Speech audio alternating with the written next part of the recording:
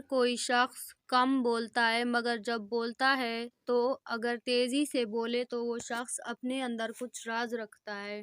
اگر کوئی شخص چھوٹی چھوٹی چیزوں پر روئے تو وہ شخص معصوم اور نرم دل کا مالک۔ اچھے اور خوبصورت کھلے کھلے کپڑے پہننے سے آپ کی خود اعتمادی بڑھ جاتی ہے۔ اگر کوئی شخص عجیب طریقے سے زیادہ کھائے تو وہ شخص ٹینشن میں ہوتا ہے۔